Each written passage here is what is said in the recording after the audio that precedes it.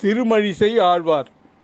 ஆன்மீக உறவுகளே, நாம் 12 ஆழ்வார்கள் பற்றி பார்த்து வருகிறோம்.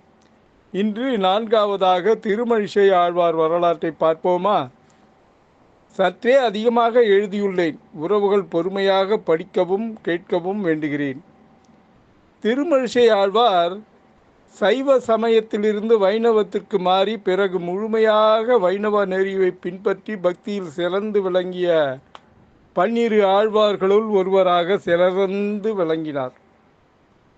திருமழிசை ஆழ்வார் முதல்ல சைவ சமயத்தில் இருந்தார். இந்த சைவ சமயத்திலிருந்து வைணவத்திற்கு மாறினார். இவரை மாற்றிட்டாங்க. சைவத்தில் தான் இவர் சிவனை தான் போற்றி வணங்கியிருந்தார். இவர் பெருமாளை வணங்குற மாதிரி பண்ணிட்டாங்க. அது வைணவத்துக்கு மாறின பிறகு இந்த வைணவ நெறியை பின்பற்றி பக்தியில் சிறந்து விளங்கிய 12 ஆழ்வார்களுள் ஒருவராக சிறந்து விளங்கினார் இந்த திருமழிசை ஆழ்வார். முதலில் திருமழிசை திருத்தலத்தை பற்றி பார்ப்போமா? பிருகு, அத்திகிரி மகரிஷி, வசிஷ்டர், பார்க்கவர் போன்ற முனிவர்கள் பூமியில் தவமையற்ற எண்ணி தவமையற்றும் இடம் பகவான் விஷ்ணு மகிமையால் உலகிலேயே மிக சிறந்த தலமாக இருக்க வேண்டும் என்று விரும்பினர். இந்த பிருகு, அத்திகிரி மகரிஷி, வசிஷ்டர், பார்க்கவன்ற முனிவர்கள்லாம் இந்த பூமியில் தவம் ஏற்றணும், அதுக்கு சிறந்த இடமா வேணும்னு சொல்லிட்டு பகவான் விஷ்ணுவிடம் வேண்டினார்கள். முனிவர்கள் அனைவரும் பிரம்மனிடம் சென்று தங்கள் எண்ணத்தை தெரிவித்தார்கள். பிரம்மன் திருமழிசை தலத்தை சுட்டி காட்டினான். ஆனால் முனிவர்கள், தேவனே, இது எந்த வகையில் உலகில் சிறந்த தலம் என்கிறீர்கள் என்று கேட்டார்கள். இந்த திருமழிசை தலம் எந்த வகையில் சிறந்த தலம் என்று பிரம்மனிடம் கேட்டார்கள். பிரம்மதேவன், இந்த தலத்தை நிறுத்தி காட்டுகிறேன் என்று ஒரு துலாக்கோலில், அதாவது தராசு தட்டில், இந்த தலம்தான் உயர்ந்ததுன்னு நான் நிறுத்தி காட்டுறேன் அப்படின்னு பிரம்மதேவன் சொன்னார். ஒரு தட்டில் எல்லா தலங்களையும் வைத்தார். திருமழிசை தலத்தை மற்றொரு தட்டில் வைத்தார். எடை போட்டு காட்டினார். ஆச்சரியப்படும் விதத்தில் மற்ற எல்லா திருத்தலங்களையும் சேர்ந்த தட்டை விட கனத்தால் அதிகரித்தது திருமழிசை தலம். திருமழிசை தலம் இருந்த தட்டு மட்டும் கீழே தாழ்ந்து இத்தலத்தின் பெருமையை உயர்த்தி பிடித்தது. தேவர்கள் சந்தோஷ மிகுதியால், பிரம்மதேவனே, இந்த தலத்தையே நாங்கள் எங்கள் தவத்துக்கு ஏற்ற இடமென தேர்ந்தெடுத்து கொள்கிறோம் என்று சொல்லி பூரிப்படைந்தனர் இந்த முனிவர்கள். இந்த தலமே மகிஷாரண்யம் என்று பெயர் பெற்று பின்னர் திருமழிசை என்று பெயர் பெற்றது. இந்த தலம் முதல்ல மகிஷாரண்யம்ன்ற பேரில் இருந்தது. அதுக்கப்புறம் இந்த இடத்துக்கு பேர் திருமழிசை என பெயர் பெற்றது. பிரம்மதேவன் இந்த தலத்தை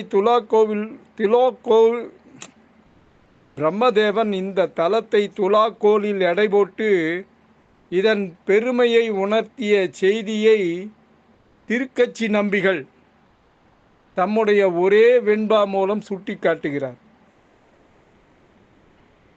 உலகு மழிசை முள்ளுணர்ந்து தம்மில் புலவர் புகழ்கோலால் தூக்க உலகு தன்னை வைத்தெடுத்து பக்கத்தும் மானீர் மழிசையே வைத்தெடுத்த பக்கம் வலிது. உலகு மழிசையை முள்ளுணர்ந்து தம்மில் புலவர் புகழ்கோலால் தூக்க உலகு தன்னை வைத்தெடுத்த பக்கத்தும் மானீர் மழிசையே வைத்தெடுத்த பக்கம் வலிது என்பது அந்த பாடல். அனைத்து திவ்ய தேசங்களை காட்டிலும் இந்த தலம் உயர்ந்தது என்று பிரம்மதேவன் காட்டினான் என்றால் அது அந்த மண்ணில் ஒரு மகானின் அவதாரம் நிகழப்போவதை காட்டத்தான் என்பது புரிகிறது. அந்த பிள்ளை பெருமாளுக்கே மிக பிரியமான பிள்ளை. இங்கே அந்த மண்ணில் பிறக்க போகிற பிள்ளை வந்து பெருமாளுக்கே மிக பிரியமான பிள்ளையாக இருக்க போகிறது. அந்த பிள்ளை சொன்னதெல்லாம் பெருமாள் மனமோந்து கேட்டு நடந்திருக்கிறார். பெருமாளே, உன் பைனாக பாய் சுருட்டிக்கொள் என்றால் பெருமாளும் சுருட்டி கொண்டு அவரோடு நடந்திருக்கிறார். பின்னர் பழையபடி பைனாக பாய் விரித்துக்கொள் என்றால் அவர் அந்த பிள்ளையின் சொற்படி கேட்டு அப்படியே செய்திருக்கிறார். அப்பேற்பட்ட பிள்ளை யார் என்று பார்ப்போமா? அப்படி படுத்து கொண்டிருந்த பெருமாளை பார்த்து ஓரிடத்தில், என்ன பெருமாளே, நீர் அப்படியே படுத்து கொண்டிருக்கிறீரே என்று செல்லமாக கேட்க, அவரும் பிள்ளையின் சொல்லுக்காக எழுந்திருந்து அவருடன் பேசவும் செய்திருக்கிறார். இப்படியெல்லாம் மகிமைகளை நடத்தி காட்டிய அந்த பிள்ளைதான் திருமழிசை திருத்தலத்தில் அவதரித்த திருமழிசை ஆழ்வார். அந்த திருமழிசை திருத்தலத்தில் அவதரித்தவர் இந்த திருமழிசை ஆழ்வார். இந்த திருமழிசை ஆழ்வாரோட பேச்சை அந்த பெருமாள் கேட்பாராம். இந்த திருமழிசை ஆழ்வார் சொன்னதெல்லாம் செய்வதால் தான் சொன்ன வண்ணம் செய்த பெருமாள்னு பேர் வாங்கியிருக்கார் அவர் பெருமாள். இனி இந்த திருமழிசை ஆழ்வார் பிறப்பை பார்ப்போமா?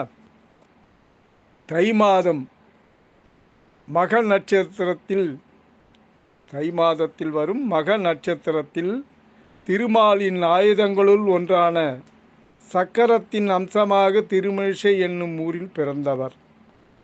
யாரு? இது திருமழிசை ஆழ்வார். பிரம்மதேவன் மூலம் இந்த தலத்தின் சிறப்பை கேட்டறிந்து பார்க்கவர் முதலிய சில முனிவர்கள் அந்த தலத்தில் வந்து தவம் செய்யலாயினர். பார்க்கவ முனிவர் திருமாலை நோக்கி தீர்க்க சத்திர யாகம் புரிந்தார். யாரு? பார்க்கவ முனிவர் வந்து திருமாலை நோக்கி தீர்க்க சத்திர யாகம் புரிந்தார். அந்த நேரத்தில்தான் கந்தர்வ பெண்ணான அவருடைய மனைவியார் கருவுற்று தைத்திங்களில் மகன் நாளில் கிபி 7ஆம் நூற்றாண்டு இடைப்பகுதியில் ஒரு பிள்ளையை பெற்றார். யாரு? பார்க்கவ முனிவரோட மனைவி. யாருன்னா அந்த அம்மா கந்தர்வ பெண். அந்த மனைவி கருவுற்று தைத்திங்களில் மகன் நாளில் கிபி 7ஆம் நூற்றாண்டு இடைப்பகுதியில் ஒரு பிள்ளையை பெற்றெடுத்தாள் அந்த அம்மா. முழுமையற்ற நிலையில் குழந்தை ஒன்று பிறந்தது. அதாவது குறைப்பிரசவமாக அந்த குழந்தை பிறந்தது. முழு நிலையில் இல்லை அந்த குழந்தை. அதற்கு கை கால்கள் போன்ற உறுப்புகளே இல்லாமல் இருந்ததால் அதை ஒரு மூங்கில் புதலில் விட்டு சென்று விட்டனர். புறப்பிரசவமாக பிறந்தா யாரு தான் கையில் வச்சுருப்பாங்க குழந்தைய? கையும் இல்லை, காலும் இல்லை. குறைப்பிரசவமாக பிறந்தது. அந்த குறைப்பிரசவமாக பிறந்த குழந்தையை எடுத்து போய் ஒரு மூங்கில் புதரில் போட்டுட்டாங்க. அவர்கள் சென்ற பிறகு அன்னை மகாலட்சுமி ஐயன் விஷ்ணுவுடன் அந்த குழந்தையை எடுத்து ஆசீர்வதித்து விட்டு சென்றனர். அந்த புதரில் இருக்க குழந்தைய பார்த்து மகாலட்சுமியும் ஐயன் விஷ்ணுவும் வந்து அக்குழந்தையை எடுத்து ஆசீர்வதித்து விட்டு சென்றனர். கடவுளோட பாக்கியம் கிடைச்சா அந்த குழந்தை எப்படி ஆகும்? கைகால்கள் முளைத்துவிடும். அந்த ஊனமே இல்லாமல் நன்றாக இருக்கும். அவர்களின் அருளால் அந்த குழந்தை ஞானமும் முழு வடிவமும் பெற்றது. ஞானமும் கிடைத்தது, முழு வடிவமும், கைகால்களுள்ள நல்ல அழகான குழந்தையாக அது மாறியது. அவரது வலது கால் கட்டை விரலில் கூடுதலான ஒரு கண்ணும் இருக்கும். சிவபெருமானுக்கு நெத்தியில் கண்ணுன்னா இவ்வளவு வலது காலில், திருமழிசை ஆழ்வாரோட வலது காலில் அந்த கட்டை விரலில் கூடுதலாக ஒரு கண் இருக்கும். அந்த பிள்ளையை பிரம்பு தொழில் புரியும் திருவாளன் என்பவன் பிரம்பு அறுத்து போவதற்காக அங்கே வந்து போவது கண்டான். திருவாளன் என்பவன் வந்து அங்கே பிரம்பு அறுத்தும் போக வந்தான். அப்போ வந்து அந்த குழந்தையை அவன் பார்த்தான். குழந்தை ஒன்று அந்த பிரம்பு புதரில் அழுவதை கண்டதும் பரிவோடு அள்ளி எடுத்தான். யாரு? அந்த திருவாளன். பிள்ளை இல்லாத தன்னுடைய குறையை தீர்ப்பதற்காகவே இறைவன் இக்குழந்தையை கொடுத்தருளியிருக்கிறான் என்று எண்ணினான். பெரும் மகிழ்ச்சியோடு வீட்டுக்கு எடுத்து சென்றான் அந்த குழந்தை. தன் மனைவியான பங்கைய செல்வியிடம் குழந்தையை கொடுத்து அந்த குழந்தை கிடைத்த விவரத்தையும் கூறினான் அந்த திருவாளன். பங்கைய செல்வி தாய் உள்ள தவிப்போடு பால் புகட்ட முயன்றும் குழந்தை அப்பாலை குடிக்க மறுத்தது. அந்த அறியா பருவத்திலேயே உணவின் மீதான பற்றை அந்த குழந்தை துறந்தது. பங்கைய செல்விக்கோ என்ன செய்வதென்றே புரியவில்லை. குழந்தை பால் குடிக்கலைன்னா என்ன பண்ணுவாங்க? அம்மாங்கெல்லாம் தவிப்பாங்க. அந்த மாதிரி தவிச்சாங்க அந்த அம்மா. அந்த குழந்தையோ வெகு நாள் வரை பால் உண்ணாமலும் சிறுநீர் கழிக்காமலும் அப்படியே இருந்தது. சிறுநீர் கூட போகலை. பாலும் குடித்தாதானே அது சிறுநீர் வெளியே போகும். எதுவும் குடிக்கலைன்னா சிறுநீரும் வரல. திருவாளனும் அவன் மனைவியும் மனம் வருந்தினார்கள். இதை நினைத்து, இந்த குழந்தையை நினைத்து மனம் வருந்தினார்கள். அந்த குழந்தை பால் உண்ணவில்லையே தவிர அதன் மேனி சிறிதும் வாட்டமடையவில்லை. பால் தான் குடிக்கலைன்னா உடம்பு ஒல்லியாயிடும் சொல்லுவாங்க. ஆனால் உடம்பு ஒல்லியாக இல்லை, திடகாத்திரமான குழந்தையாக வளர்ந்து கொண்டே இருந்து பூரண வளர்ச்சியோடு மேன்மேலும் பொலிவுற்றது. அதை கண்டு அவர்கள் இருவரும் பெரும் வியப்படைந்தார்கள். யாரு? திருவாளனும் அங்கே பங்கைய செல்வியும். இந்த செய்தி ஊர் மக்களுக்கு பரவியது. அவர்கள் ஒவ்வொருவரும் வந்து அந்த குழந்தையை பார்த்துவிட்டு இது தெய்வ குழந்தை என்று போற்றிவிட்டு சென்றார்கள். திருமழிசை இறைவன் அருளால் தோன்றிய இந்த குழந்தையை திருமழிசை பிரான் என்ற பெயராலேயே கூப்பிட்டு கொண்டாடினார்கள் பெற்றோர்கள். வளர்த்தவர்கள் தான் கையில் வந்தவுடனே அவங்க பெற்றோர்களாக மாறினார்கள். ஒரு நாள் குழந்தை பாக்கியமற்ற வயது முதிர்ந்த தம்பதியர் அந்த குழந்தையை காண வந்தனர். அந்த குழந்தை எல்லாரும் பார்க்கும்போது ஒரு வயது முதிர்ந்த பெரியோர்கள் தம்பதியர் அந்த குழந்தையை பார்க்க வந்தார்கள். அவர்கள் குழந்தைக்கு பால் அமுது கொடுத்த போது அந்த குழந்தை அதை ஏற்றுக்கொண்டது. எல்லாரும் குழந்தைய வந்து பார்க்குறாங்க, தெய்வ குழந்தைன்ட்டு. சரி நம்மளும் போய் பார்ப்போமே அப்படின்னு சொல்லிட்டு குழந்தை இல்லாத ஒரு முதிய தம்பதியர்கள் வந்து பார்த்தாங்க. பார்த்த உடனே கையில் இருந்த பால் அமுதை எடுத்து குழந்தைக்கு கொடுத்தா அதை வந்து அந்த குழந்தை ஏற்றுக்கொண்டது. இது வரைக்கும் அந்த திருவாளனும் பங்கைய செல்வியும் கொடுத்த பால் அமுது அவங்க குடித்ததே இல்லை அந்த குழந்தை. ஆனால் இந்த முதிய தம்பதியர்கள் கொடுத்த பால் அமுதை அந்த குழந்தை குடித்தது. இதை கண்ட பங்கைய செல்வி வியப்புற்றாள். தன் மார்பிலே சுரந்த பாலை குடிக்காமல் இவர்கள் கொண்டு வந்த பாலை குடிக்கிறதே, சரி எப்படியாவது இந்த குழந்தை உண்டால் சரி என்று எண்ணிய அவள் தன் கணவரிடம் இனி தினமும் அந்த பெரியவரை நம் குழந்தைக்கு பால் கொண்டு வந்து ஊட்டும்படி கேட்டுக்கொண்டாள் பங்கைய செல்வி. அவரும் அதற்கு இணங்கி அன்று முதல் நாள்தோறும் தன் வயதான மனைவியுடன் குழந்தைக்கு காய்ச்சிய பால் கொண்டு வந்து கொடுத்தார். குழந்தையும் புன்சிரிப்போடு பருகி மகிழ்ந்தது. தினமும் பால் காய்ச்சி சமர்ப்பித்து கொண்டிருந்த அந்த வயதான தம்பதியருக்கு பிள்ளை இல்லா குறையை தீர்க்க திருவுள்ளம் பற்றியது அந்த குழந்தைக்கு. அந்த குழந்தைய வந்து வயதான தம்பதியர் வந்து நமக்கு பால் எடுத்தாந்து கொடுக்குறாங்களே, அவங்களுக்கு குழந்தை இல்லையே, அவங்களுக்கு குழந்தை உண்டானா நல்லதுன்னு நினச்சிது அந்த குழந்தை. எப்போதும் பால் முழுவதையும் அருந்திவிடும் அக்குழந்தை அன்று அந்த பாலை மீதம் வைத்து விட்டது. நீங்களும் அருந்துங்கள் என்று சொல்வது போல் ஜாடை காட்டியது. அதை அருந்திவிட்டு அவர்களும் வீடு திரும்பினர். அந்த பாலின் சக்தியால் அவர்கள் இருவரும் வயோதிகம் நீங்கி வாலிபம் திரும்பியது. அந்த குழந்தை வச்ச மீதி பாலை அவங்க சாப்பிட்டாங்க. அந்த முதிர்ந்த தம்பதியர்கள் குடித்தார்கள். குடித்த உடனே அந்த பாலோட சக்தியால் வயோதிகம் நீங்கி வாலிபம் திரும்பியது அந்த தம்பதியருக்கு. வாழ்க்கையில் இருவரும் இன்புற்றிருந்த சமயம் மனைவி கருவுற்றாள்.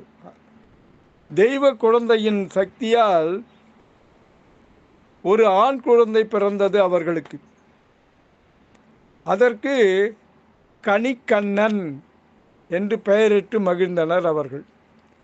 அந்த தம்பதியர் கணிக்கண்ணனை திருமழிசையார் முன்னிலையில் கொண்டு வந்துவிட அவரது கடாட்சத்திலேயே நல்ல அறிவை பெற்று அவருக்கு சிஷ்யனாகி பாகவத நிஷ்டனாகி இருவரும் தோழர்களாக வளர்ந்து வந்தார்கள்.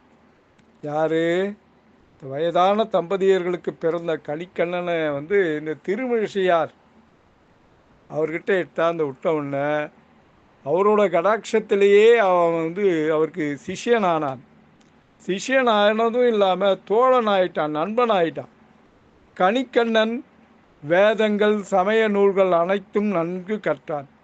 அவன் திருமழிசை ஆழ்வாரின் நெருங்கிய நண்பனாகவும் நாளடைவில் அவரையே குருவாகவும் ஏற்றுக்கொண்டான் அந்த கணிக்கண்ணன். கணிக்கண்ணன் பின்னர் திருமழிசை ஆழ்வாரின் சீடரானார்.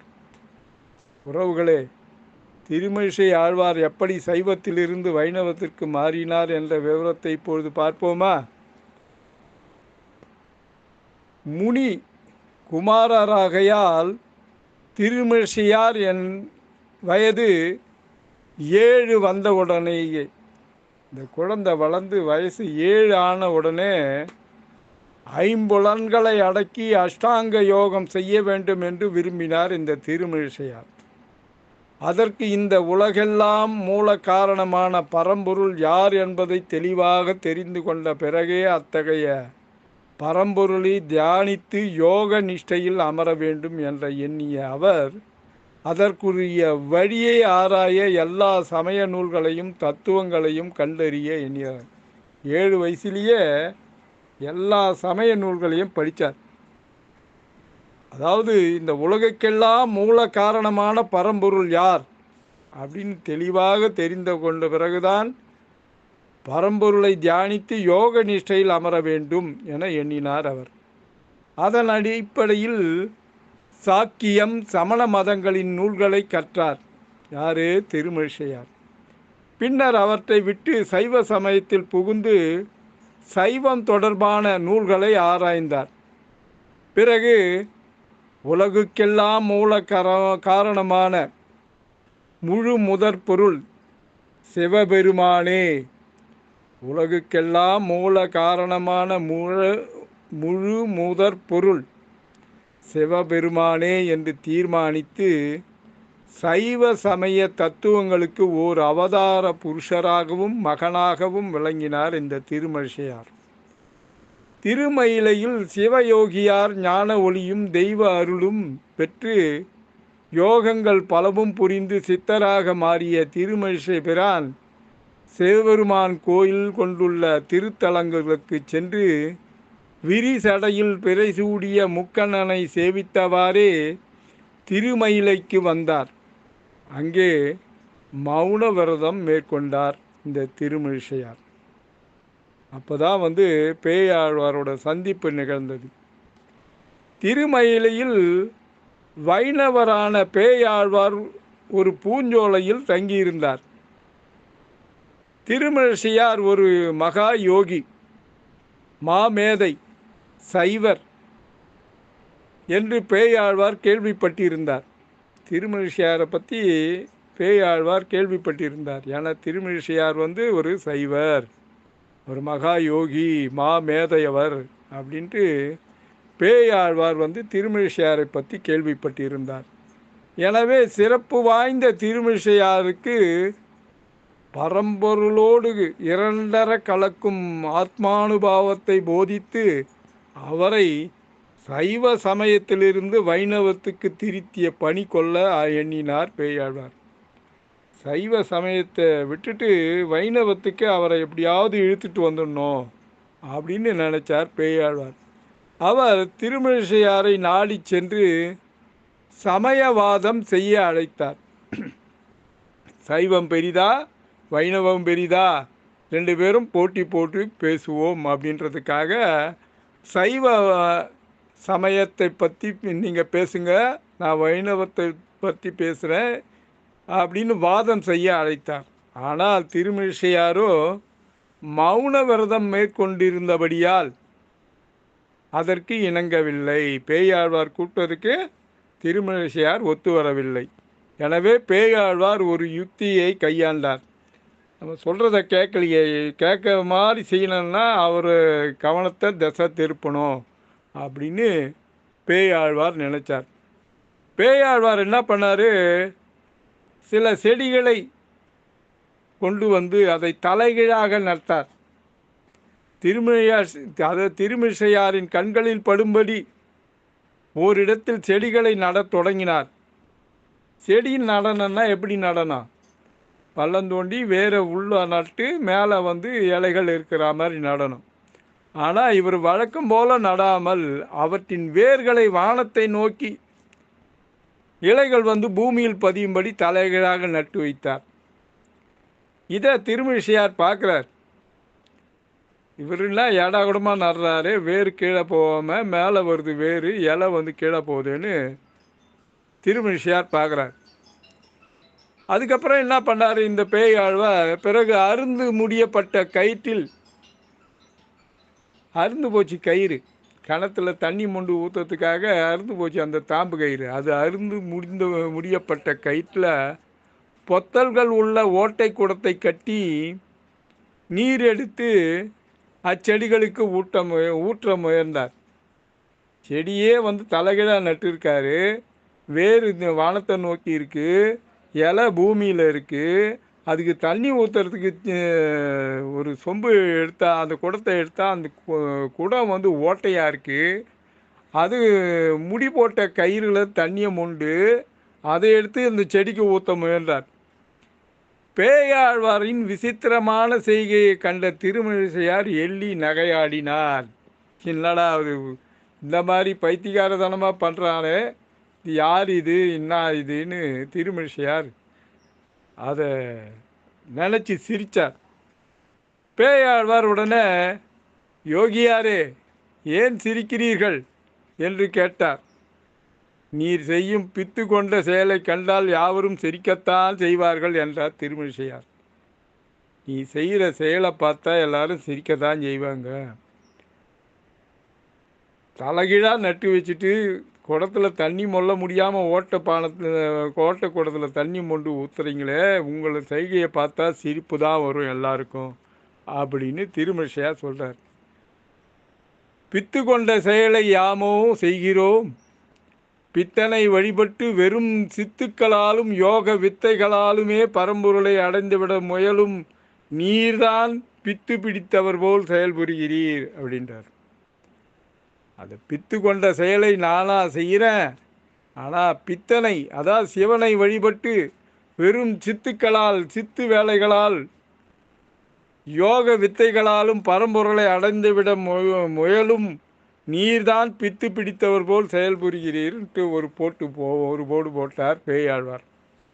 ஒரு பித்தனை போய் வணங்குறியே, சித்து வேலையில் சிறந்தவன் சிவன், அவனை போய் வணங்குறியே, நீ தான் பித்து பிடித்தவர், நான் அல்ல அப்படின்னு பேயாழ்வார் சொல்றார்.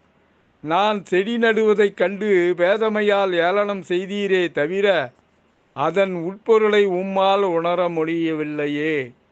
நீரா மறுமையில் முக்தி எனும் பேரின்பத்தை அடைவதற்குரிய வழியை உலக மக்களுக்கு எடுத்து காட்டப் போகிறீர் என்று கேட்டார் பேயாழ்வார். திகைப்பு மேலிட ஒன்றும் புரியாமல் அமர்ந்திருந்தார் திருமிழிசை பிரான்.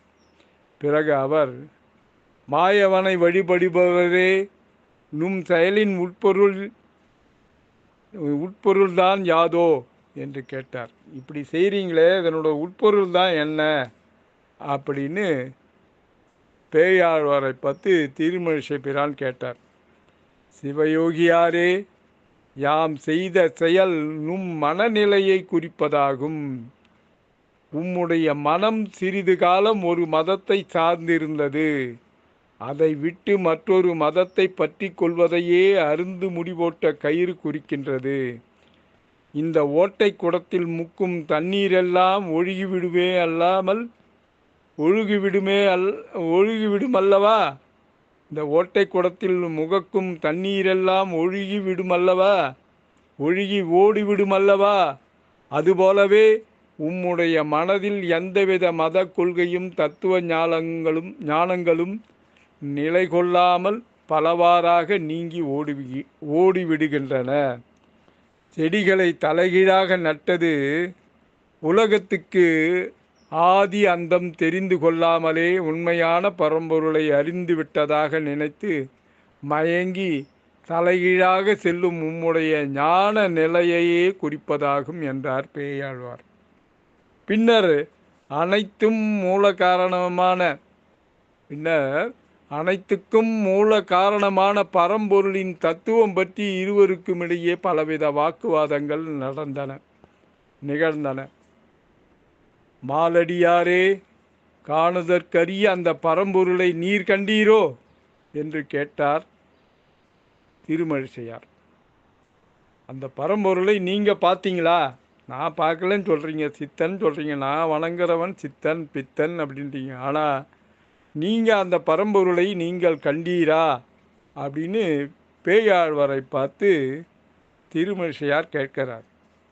கண்டேன், என்னுள்ளேயும் கண்டேன், எனக்கு வெளியேயும் கண்டேன், நான் மறையுள்ளும் அவனை கண்டேன், அன்றளரும் மலரினுள்ளும் கண்டேன், வீசும் காற்றிலும் கண்டேன், மண்ணிலும் கண்டேன், விண்ணிலும் கண்டேன், நாமங்கள் பல சொல்லி நாரணனாகிய நிற்பதைக் கண்டேன் என்றார் பேயாழ்வார். கண்டேன், என்னுள்ளும் கண்டேன், எனக்கு வெளியேயும் கண்டேன், நான் மறையுள்ளும் கண்டேன், அவனைக் கண்டேன், அன்றளரும் மலரினுள்ளும் கண்டேன், வீசும் காற்றிலும் கண்டேன், மண்ணிலும் கண்டேன், விண்ணிலும் கண்டேன், நாமங்கள் பல சொல்லி நாரணனாகிய நிற்பதைக் கண்டேன் என்றார் பேயாழ்வார். சரி, அவன் எல்லாமாகி எங்குமாகி நின்றாலும் அவன் உருவை காண முடியுமா என்று கேட்டார் திருமழிசையார். அவர் எல்லாமாகி நிற்கிறார், சரி, நான் ஒத்துக்கிறேன். ஆனால் அவரோட உருவை நம்ம காண முடியுமா அப்படின்னு கேட்குறார்.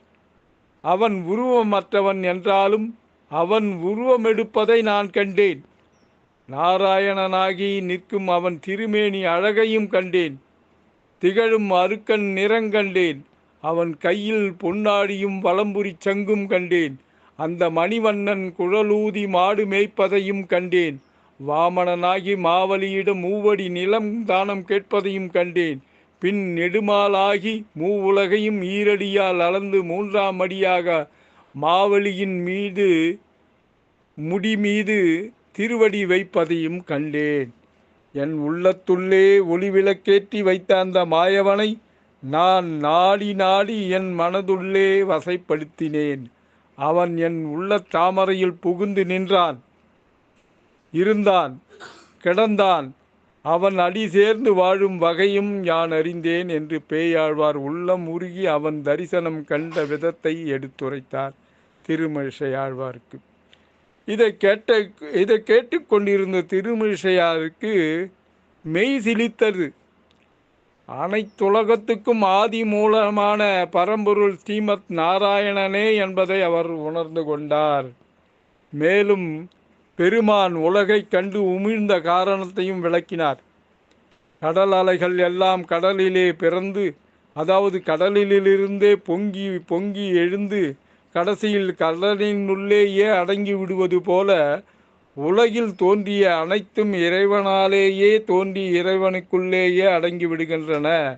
இதை உலகுக்கு காட்டவே எம்பெருமான் உலகத்தை உண்டு உமிழ்ந்தான் என்று விளக்கமளித்தார் பேயாழ்வார். அந்த ஆத்மானுபாவமாக நீங்கள் கண்ட பரம்பொருளை யானும் காண வழிகாட்ட வேண்டும் என்று பேயாழ்வாரை வேண்டிக் கொண்டார் திருமழிசையார். பரஞான பரம பக்தியோடு பரம பக்தியின் மூலம் பரம்பொருளின் அருள் பெற்றால்தான் அந்த பரம்பொருளை காண முடியும் என்றார் பேயாழ்வார்.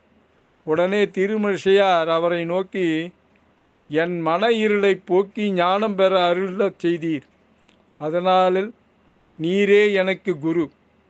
இனி நான் திருமகள் நாதனின் திருவடி தாமரையையே பற்றுக்கோடாக கொள்வேன். அதற்குரிய தன்மையை எனக்கு நீரே கூறி அருள வேண்டும் என்று வேண்டிக் கொண்டார் திருமழிசையாழ்வார். அது திருமழிசையாழ்வார் இனிமேல்ட்டு நான் திருமகள் நாதனின் திருவடியை தான் போற்ற போகிறேன், அதற்குண்டான தன்மையை எனக்கு நீங்கள் தான் அருள வேண்டும், நீங்கள் தான் எனக்கு குரு பேயாழ்வாரை பற்றி பேயாழ்வார்கிட்ட கேட்டுக்கொண்டார். மனம் திருந்திய அவருக்கு பஞ்ச சமஸ்காரங்களோடு மந்திர அந்தரங்களையும் மந்திர அர்த்தங்களையும் திருமழிசையார் செவியில் முறைப்படி உபதேசித்தார் பேயாழ்வார். ஸ்ரீமத் நாராயண மந்திரம் செவிகளில் பாய்ந்ததும் திருமழிசையார் பரம விஷ்ணு பக்தனானார்.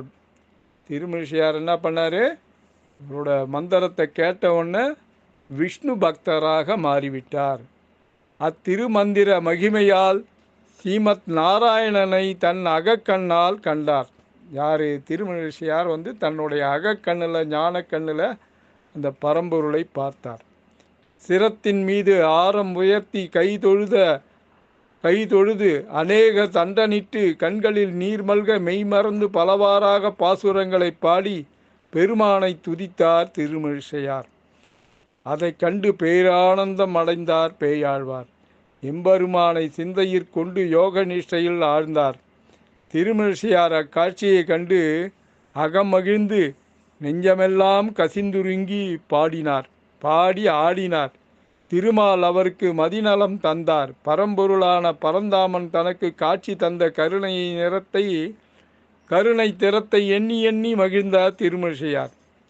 சாக்கியம் கற்றோம், சமணம் கற்றோம், அச்சங்கரனார் ஆக்கிய ஆகம நூல் ஆராய்ந்தோம், பாக்கியத்தால் செங்கட்கரியானை சேர்ந்துயாம் தீதிலோம் எங்கட்கு அரியதென்றும் இல் என்னும் திருமழிசையாரின் வெண்பாவின் மூலம் அவருடைய மனநிலையை நம்மால் உணர்ந்து கொள்ள முடியும். இந்த சம்பவத்துக்கு பிறகு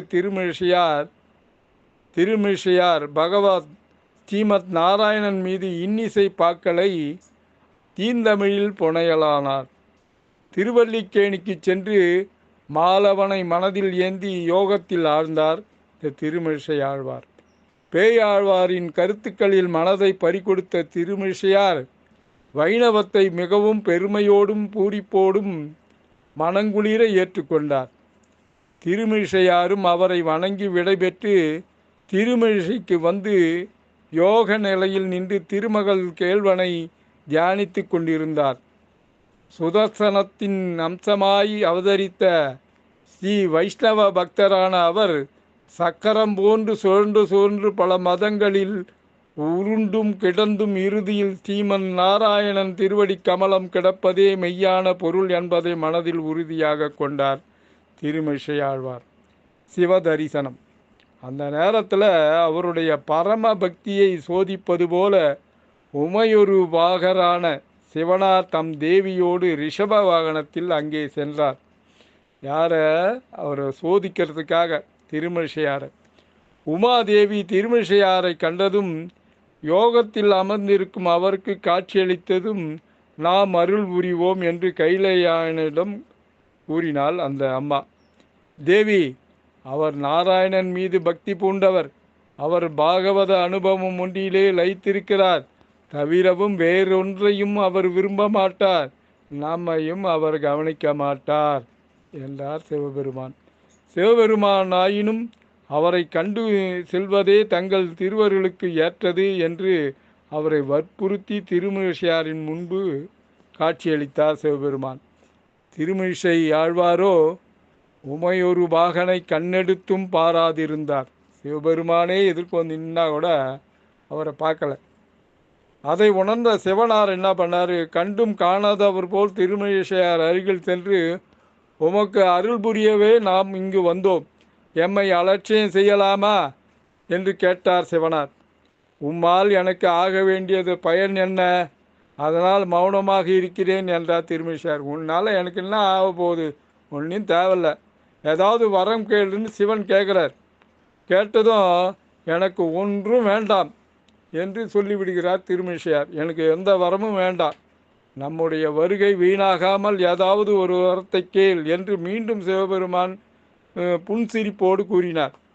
திருமழிசையாரும் புன்சிரிப்போடு, உம்மால் எனக்கு பரமபதம் தர முடிந்தால் அதையே வரமாக தாருங்கள் என்று கேட்டார். ஒரு போடு போட்டார், பரமபதம் தர முடியுமா உங்களால்? அப்படி முடிஞ்சால் தாங்க அப்படின்னார். பரமபதத்தை யார் தருவாங்க? பெருமாள் தான் தருவார், சிவன் தரமாட்டார். பரமபதத்தை அருளக்கூடியவன் அந்த பரந்தாமன் வைகுந்தநாதனே. ஆகையால் என்னால் தரக்கூடிய வேறு எதையாவது வரத்தை கேளும் என்றார் பரமசிவன். பரமபதம் பெற பல தவங்கள் புரிய வேண்டும். அதற்கு எனக்கு அதிக ஆயுள் வேண்டும். எனவே இன்று சாக வேண்டியவர்களை நாளை சாகும்படி உம்மால் செய்ய முடியுமா என்று கேட்டார் திருமழிசையார். பரமபதம்னா அதை அடையணும்னா பல வருடங்கள் அது தவம் புரியணும். அதற்கு எனக்கு அதிக ஆயுள் வேணும். அதே மாதிரி இன்று சாக வேண்டியவர்களை நாளை சாகும்படி உம்மால் செய்ய முடியுமா என்று கேட்டார் திருமழிசையார். யார்? சிவனை பார்த்து கேட்குறார். அது உயிர்களின் வினைப்படி நடக்கும் என்றார் சிவபெருமான். இதை கேட்டதும் எள்ளி நகையாடிய வண்ணம் அருகில் இருந்த ஒரு ஊசியை காட்டி, இதன் பின்னே இந்த நூல் வருகிறபடி செய்ய முடியுமா என்று கேட்டார். இந்த ஊசிக்கு பின்னாடி இந்த நூல் வரணும், அந்த மாதிரி செய்ய முடியுமா அப்படின்னு திருமழிசையார் கேட்குறார். வலது திருவடி கண் இந்த எல்லால் வார்த்தை கேட்டதும், எல்லல் வார்த்தை அதாவது ஒரு திட்டா மாதிரி, அதோ வலது திருவடி கண் இந்த எல்லல் வார்த்தையை கேட்டதும் மிகுந்த சினம் கொண்டார் இந்த சிவனார். யாருன்னா ஒருத்தர் நம்ம இந்த மாதிரி எதனா துடுக்கா ஒரு கேள்வி கேட்டோம்னா உடனே அவங்க மேலே கோபம் வரும் இல்லையா? அந்த மாதிரி இந்த ஊசிக்கு பின்னாடி அந்த நூல் வரா மாதிரி செய்ய முடியுமான்னு கேட்ட உடனே சிவனாருக்கு கோபம் வந்தது. அவர் தான் முக்கணனாச்சே. முக்கணனாகிய சிவபெருமான் தன் 3ஆம் கண்ணான நெற்றிக் கண்ணை திறந்தார். உடனே அங்கேயே பப்சமாக்கினவன திருமழிசையாரை பப்சமாக்கினோன்னு நெற்றிக்கண்ணை திறந்தார். அடுத்த கணமே அதிலிருந்து பெரும் நெருப்பு எழுந்து மூவுலகையும் சூழ்ந்தது. ஆனால் அந்த நெருப்பால் திருமழிசையாரை ஒன்றும் செய்ய முடியவில்லை. திருமழிசையார் ஒரு சிறிதும் பாதிக்கப்படவில்லை. பதிலுக்கு என்ன பண்ணார் இந்த திருமழிசையார்? யோக வலிமையால் அவருடைய வலது காலில் கண் இருக்குன்னு சொன்னேன் இல்லையா, அந்த வலது கால் கண்ணை ஏவினார். அதிலிருந்து நெருப்பு உமிழ்தீழ் போல பொங்கி எழுந்து மூவுலகையும் தாக்கி தகிக்கச் செய்தது. கங்கை சடையில் தாங்கிய சிவபெருமானையும் அந்த நெருப்பு சூழ்ந்தது. சிவபெருமானோ நெத்திக்கண் திருமழிசையாரை ஒன்றும் பண்ணலை. ஆனால் திருமழிசையார் கால் கட்டை விரலில் கண் இருக்குன்னு சொன்னேன் இல்லையா, அதுலேருந்து நெருப்பு எழும்பி சிவபெருமானையே சுட்டெரித்தது. அதனால் இந்திராதி தேவர்கள் வைகுந்தம் சென்று பார்க்கடலில் பள்ளி கொண்டிருந்த திருமகள் நாதனை வணங்கி இந்நெருப்பிலிருந்து எம்மை காத்தருள வேண்டும் என்று வேண்டிக் கொண்டனர். திருமால் அந்த தேவர்களை நோக்கி, தேவர்களே கவலையை விடுங்கள், நான் புஷ்பக லாவர்த்தம் பொழியும் அப்பெரு நெருப்பை அடக்குகிறோம் என்றார். அவ்வாறே புஷ்பக லாவர்த்தம் என்னும் மேகத்தை அனுப்பினார். அம்மேகம் பெருமழையை பெய்வித்து பெருந்தீயை அணைத்தது. அதோடு பிரளய வெள்ளம் போல் பொங்கி எழும் பூமியெங்கும் நீர் நிறையலாயிற்று. ஆயினும் அதற்கு அஞ்சாதவராக திருமழிசையார் திருமகள் நாதனை மனதில் எண்ணியவாறு அந்த பெருவெள்ளத்தினிடையே அசைவற்று அமர்ந்திருந்தார் அந்த திருமழிசையாழ்வார். பக்தி சாரார் அவருடைய செயலை கண்ட சிவபெருமான் அவருடைய பரம பக்தியின் வலிமையை போற்றி புகழ்ந்தார். பக்தி சாரார் என்னும் பட்டத்தை கொடுத்து தேவியோடு கைலைக்கு சென்று விட்டார் அந்த சிவனார். இப்படியாக திருமழிசையாழ்வார் சமணம், சாக்கியம், சைவம், சமயம் முதலிய மதங்களை கற்று பின்னர் வைணவத்திற்கு வந்தார். இதை இவரே பாடினார். சாக்கியம் கற்றோம், சமணம் கற்றோம், சங்கரனார் ஆக்கிய ஆகம நூல் ஆராய்ந்தோம், பாக்கியத்தால் வெங்கட்கரியனை சேர்த்தோம். இவர் சிவவாக்கியர் என்ற பெயரில் சைவத்தை முதலில் பின்பற்றி பின்னர் வைணவம் தழுவினார். திருமழிசை ஆழ்வாரும் சொன்ன வண்ணம் செய்த பெருமாளும் அப்படின்னு ஒரு இது ஏற்கனவே சொன்னேன் இல்லையா, சொன்ன வண்ணம் செய்த பெருமாள், அதையும் சொல்கிறேன். தமது சீடர் கள்ளிக்கண்ணனுடன் சேர்ந்து காஞ்சிபுரத்தில் உள்ள திருவைக்காவில் உள்ள திருமாலுக்கு தொண்டு செய்து வந்தார் இந்த திருமழிசை ஆழ்வார். அவர்கள் குடில் சுத்தம் செய்வதற்காக, அந்த குடிலை சுத்தம் செய்வதற்காக வயதான கிழவிக்கு தன் யோக பலத்தால் அனுகிரகத்தை தர விரும்பினார். யாரு? திருமழிசை ஆழ்வார். அந்த வயசான கிழவிக்கு வந்து அருள் புரியணும் அப்படின்னு திருமழிசையார் நினைத்தார். அந்த கிழவிக்கு என்ன வர வேண்டும் என கேட்டார்.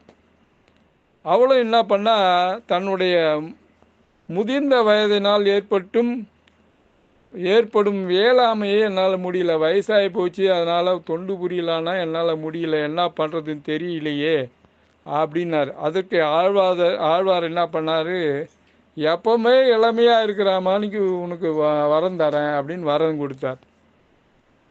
அந்த அம்மா வந்து உடனே இளமையாக மாறிட்டாங்க. பல காலம் வந்து இளமையாகவே இருக்காங்க.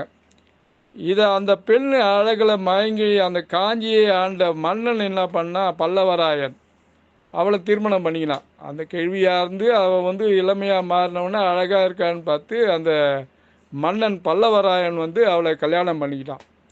பல காலம் சென்றது, மனைவியின் இளமை மாறாததை கண்டு வேப்புற்றான் அரசன். அந்த அரசன் என்ன பண்ண, மனைவியிடம் கேட்டான், எப்படி நீ இப்படி இளமையாக இருக்க அப்படின்னு கேட்டான்.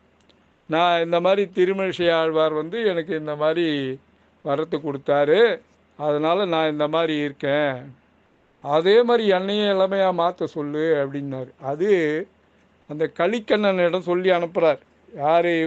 திருமழிசை ஆழ்வாரோட சீடன் கலிக்கண்ணனிடம் சொல்ல, ஆழ்வார் அந்த மாதிரி செய்ய மாட்டார் அப்படின்னு கலிக்கண்ணனை சொல்கிறார். தன்னை பற்றி, அப்படி இல்லைன்னா தன்னை பற்றி ஒரு கவிதையாவது எழுத சொல்லு, யார்? திருமழிசை ஆழ்வார் ஒரு கவிதையாவது எழுத சொல்லு அப்படின்னார். அவர் என்ன பண்ணார், கலிக்கண்ணன், நாராயணனை பற்றி பாடுவாரை தவிர வேற எந்த நரனையும் அவர் பாடமாட்டார் அப்படின்னு சொல்லிட்டார். அதையே தான் திருமழிசையார் சொல்கிறார். நாராயணனை அன்றி எந்த நரனையும் பாடேன் என்று சொல்ல, இதை கேட்ட கோபமுற்ற அரசன் கலிக்கண்ணனை நாட்டை விட்டு வெளியேறுமாறு உத்தரவிட்டார். கலிக்கண்ணனை வெளியேறுமாறு, நாட்டை விட்டு வெளியேறுமாறு, அந்த காஞ்சிபுரத்தை விட்டு வெளியே போ, பாட்டு தான் எழுத மாட்டேன்ற, உங்கள் திருமழிசையார் உன்னை இது பண்ண மாட்டேன்றாரு, பாட்டும் எழுத மாட்டேங்க, இந்த நாட்டை விட்டே வெளியே போடா அப்படின்னு சொல்லிட்டு கலிக்கண்ணனை திட்டுறார். இதை கேள்வியுற்ற ஆழ்வார் என்ன பண்ணார், தானும் நாட்டை விட்டு செல்வதாக முடிவு செய்து எதோத்காரி பெருமாளிடம் வந்து சொல்கிறார். கலிக்கண்ணன் போகிறான், காமரு பூங்கச்சி மணிவண்ணா, நீ இங்கே கிடக்க வேண்டாம், துணிவுடைய சென்னாய் புலவனும் போகின்றான், நீயும் உன்றன் பைனாக பாயை சுருட்டிக்கொள் என்று பாடினார். கலிக்கண்ண போகிறான், பாட்டு எழுதலன்ட்டு அரசன் வந்து அவனை நாட்டை விட்டு வெளியே போக சொல்கிறார். அவன் வெளியே போகும்போது, நானும் இங்கே இருக்க மாட்டேன், நானும் வெளியே போகிறேன், அதனால் உன்னுடைய பைனாக பாயை சுருட்டி கொண்டு என்னுடன் கூட வா அப்படின்னு கூப்பிட்றார். கலிக்கண்ணன் செல்கிறான், நானும் செல்கிறேன், கட்சியில் இருக்கும் பெருமானே நீயும் இங்கு இருக்க வேண்டாம், நீ ஆதிசேஷனாகி உன்னுடைய பாயை சுருட்டி கொண்டு எங்களுடன் கிளம்பி வா என்று விண்ணப்பித்தார் இந்த திருமழிசையார். பெருமானும் அவ்வாறே சென்றார், பாயை சுருட்டிட்டு கிளம்பிட்டார். அவர்கள் ஒரு நாள் இரவு தங்கியிருந்த இடம்தான் வந்து ஒரு நாள் இருக்கை, அவர் தங்கியிருந்த ஒரு நாள் இருக்கை தான் வந்து இப்போ வந்து அது மாதிரி ஒரு நாள் இருக்கை வந்து ஓரிக்கை. இப்போ வந்து காஞ்சிபுரத்தில் ஓரிக்கைன்னு இருக்கு இல்லையா, அந்த பெருமாளும் அந்த கலிக்கண்ணனும் அந்த திருமழிசையாரும் தங்கியிருந்த இடம்தான் வந்து ஓரிக்கை என்று வழங்கப்படுகிறது. இந்த விஷயத்தை கேள்வியுற்ற அரசன் தான் செய்த தவற்றை மன்னிக்குமாறு வேண்டி நாடி திரும்ப அவர்களை அழைத்தான், வேண்டினான். திருமழிசையாரும் திருமாலை நோக்கி, கலிக்கண்ணன் போக்கொழிந்தான், காமரு பூங்கச்சி மணிவண்ணா, நீ கிடக்க வேண்டாம், துணிவுடைய சென்னா புலவனும் போக்கொழித்தான், நீயும் உன்றன் பைனாகம் பாயை விரித்து படுத்துக்கொள், வந்துரு, நம்ம போயிடலாம், திருப்பியும் காஞ்சிபுரம் போயிடலாம், வந்துரு அப்படின்னு கூப்பிட்டு போகிறார். கலிக்கண்ணன் திரும்புகிறான், நானும் திரும்புகிறேன், கச்சியப்ப பெருமானே நீயும் ஆதிசேஷனாகி உன்னுடைய பாயை விரித்து படுத்துக்கொள், எங்களுடன் கிளம்பி வா என்று விண்ணப்பித்தார். திருமாலும் விரும்பினார். ஆழ்வார் சொன்னபடி செய்தமையால் பெருமானுக்கு சொன்ன வண்ணம் செய்த பெருமாள் என்ற பெயர் பெற்றார். திருமழிசையில் இவர் தங்கியிருந்த போது பொய்கை ஆழ்வார், பூதத்தாழ்வார், பேயாழ்வார் மூவரும் இவரை சந்தித்து அளவலாவி இவருடன் புறப்பட்டு திருவல்லிக்கேணி என்னும் திருப்பதியை அடைந்து அங்கே கோயில் கொண்டுள்ள எம்பெருமானை வணங்கி வழிபட்டார்கள். பொய்கையார் முதலிய மூவரும் இவருடன் சில நாட்கள் தங்கியிருந்து பிரிந்து சென்றார்கள். திருமழிசையார் அத்திருப்பதியில் சில நாட்கள் இருந்து இறைவன் திருவருளை எங்கும் பரப்பி காஞ்சியில் உள்ள பொய்கை ஆழ்வார் பிறந்த திருவெக்காவில் சென்று பொய்கை ஆழ்வாரை கண்டெடுத்து யதோத்காரி சந்நிதியில் தியான நிலையில் இருந்தார். திருவெக்காவில் பாம்பனை பள்ளி கொண்ட பெருமாளிடம் பேரன்பு கொண்டு வழிபட்டு அவ்விடமே தங்கிவிட்டார். இவரிடம் பக்தி கொண்ட கன்னிக்கண்ணரும் பிரிவின்றி இவருக்கு தொண்டு செய்து உடன் உறைந்தார். கும்பகோணம் சென்று ஆறாவமுதனை தரிசிக்கச் சென்றார். பெரும்புலியூர் என்னும் கிராமத்தில் ஒரு வீட்டின் திண்ணையில் சென்று அமர்ந்தார். அங்கு வேதம் ஓதிக் கொண்டிருந்த சில பிராமணர்கள் ஆழ்வார் வேதத்தை கேட்க தகுதியற்றவர் என்று கருதி ஓதுவதை நிறுத்தினர். இதை புரிந்து கொண்ட ஆழ்வார் அவ்விடத்தை விட்டு வெளியேறினார். அதன் பின்பு பிராமணர்கள் தங்கியிருந்த இடத்தை மறந்தனர்.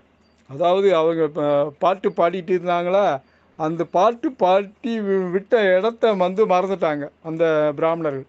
ஆழ்வார் ஒரு கருப்பு நெல்லை நகத்தால் கீறி வேத வாக்கியத்தை குறிப்பால் உணர்த்தினார். கிருஷ்ணனாம் ஹரிஹினாம் நிற்பிதம் என்று ஞாபகம் வர ஆழ்வாரிடத்தில் மன்னிப்பு வேண்டினார். ஆழ்வாரின் பெருமை அறிந்த சிலர் அவரை அங்கு நடந்த யாகசாலைக்கு அழைத்து சென்று மரியாதை செய்தனர். யாகசாலையில் இருந்த சிலர் அவர் வருகையை பொறுக்கவில்லை. இதனால் கோபமுற்ற ஆழ்வார் தன்னுள் இருக்கும் கண்ணனை இவர்களுக்கு காட்டுமாறு பாடினார். அக்கரங்கள் என்றுமாவது எனக்கொலாய் இக்குறும்பை நீக்கி என்னை ஈசனாக்க வல்லையேல் சக்கரம் கொள்கையேன சதங்கர் வாய் அடக்கிட உட்கிடந்த வண்ணமே புறம் பொசிந்து காட்டிடவே. இவர்கள் அறியாமையை போக்குவதற்கு பயன்படாமல் இருக்கும் உன் கைகள் எதற்கு? சக்கரத்தை ஆயுதமாக கொண்டிருக்கும் திருமாலே, நீ கிடக்கும் கோலத்தை என்னுள் தோன்றி உன்னை இவர்களுக்கு காட்டு என்று சொல்றார் அந்த பாடல்ல. பெருமானும் இவருள்ளே தோன்றி அவர்களுக்கு தன்னை காட்டினார். ஆறாவ் அமுதனை சென்று சேவித்த அவர் பக்தியால் பாடினார். நடந்த கால்கள் நொந்தனவோ, நடுங்கும் ஞால மேனாய் இடந்தமை குலுங்கவோ, விளங்குமால் வரைசூரம் கடந்த கால் பரந்த காவிரி கரை குடைந்தையுள் கிடந்தவாறு எழுந்திருந்து பேசுவாழி கேசவனே அப்படின்னு சொல்றார். குடந்தை ஆறாவ் அமுதன் இப்பாடலில் கிடந்தவாறு எழுந்திருந்து பேசு என பாடியபோது ஆறாவ் அமுதன் தன் சயன கோலத்தை விடுத்து எழுந்திருந்து பதறி ஆழ்வார் வாழி கேசவனே என்று பாடினார். வாழி கேசவனே என்று பாடினார். அதன் பின் கும்பகோணத்திலேயே நீண்ட காலம் தங்கியிருந்து பெருமாளுக்கு சேவை செய்து பெருமாளின் திருவடியை அடைந்தார் திருமழிசை ஆழ்வார். திருமழிசை ஆழ்வார் வாழி அவர்தம் தொண்டு வாழியவே. நீயவர்களே, ஆழ்வார்கள் வரிசையில் நாளை 5வதாக நம்மாழ்வார் வரலாற்றை பார்ப்போமா? பக்தியுடன் எம் தணிகானந்தம் சேந்தமங்கலம். இந்த திருமழிசை ஆழ்வாரோட பதிவு மிக நீண்டதாக அமைந்தது. இதை கொஞ்சம் சிரமேற்கொண்டு எழுதியும் வாசித்து விட்டேன். இதை பொறுமையாக கேட்டவர்களுக்கு எனது வணக்கங்களை தெரிவித்துக் கொள்கிறேன். வணக்கம்.